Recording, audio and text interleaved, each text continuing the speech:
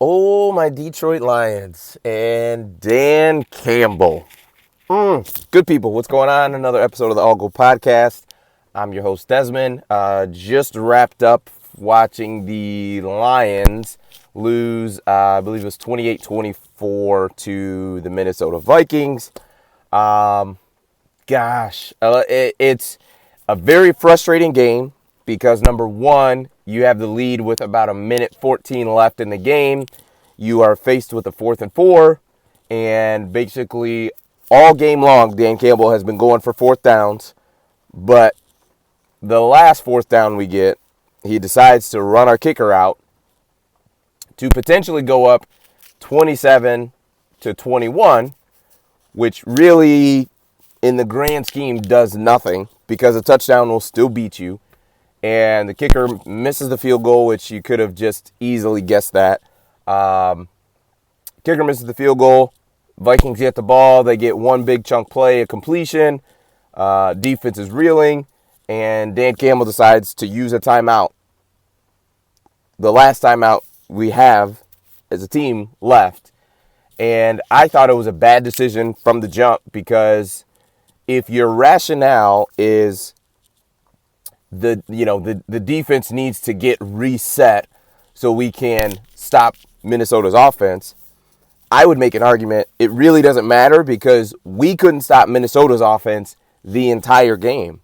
Minnesota shot themselves in the foot with their play calling was awful, and they just had drops, miscommunications, things like that. I mean, it was so rare to have a 3rd down that one of the Detroit Lions players made an actual play on that 3rd down. It was so rare, I just thought you were better off keeping that timeout in your pocket because, yes, your defense is reeling, but so is the offense. They have to communicate and get plays in and do those types of things. So it's not as if, you're the only one that's rushing and kind of unorganized.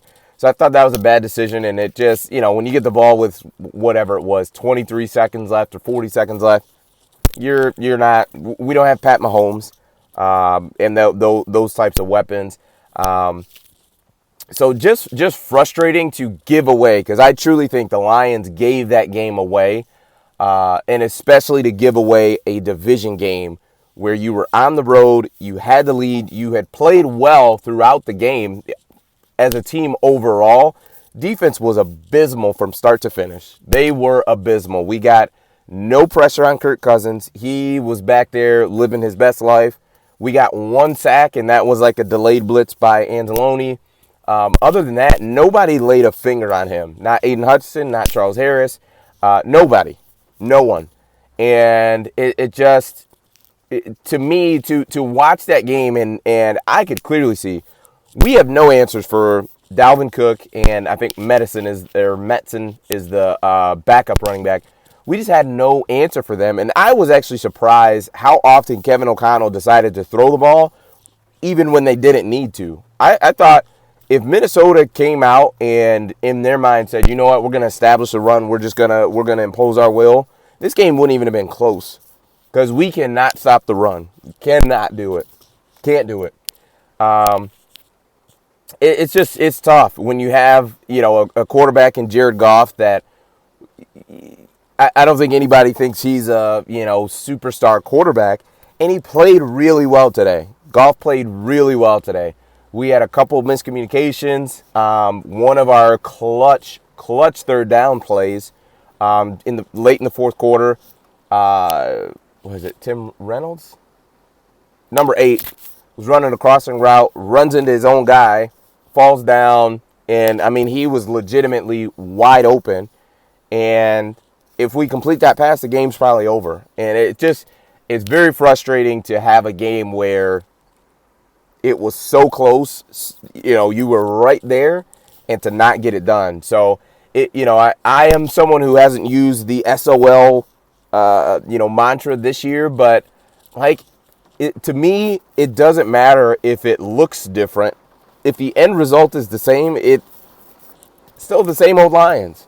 Now, I'm not there yet, but just incredibly frustrating game to watch. And with the next 2 games that the Lions have of the Seahawks and the Patriots, those are very winnable games. So if you were able to finish this game out, you're 2-1, and let's say you win both of those games, you're 4-1 going into the bye week. Like that, you feel great, and you're probably number one in the division. But instead, now you're 0-1 in the division, and who knows, you may still win those two games, but 3-2 versus 4-1 is a very big difference, especially when that loss, right? Instead of having a loss in the division column, you're undefeated in the division, 1-0. So we'll see what happens. Incredibly frustrating. Said a lot of unmentionables to my good friend Dre. We just got off the phone, but yeah, frustrating game. I think we have some things to build on, but it's difficult to see, Jared Goff have that type of game and us still lose the game.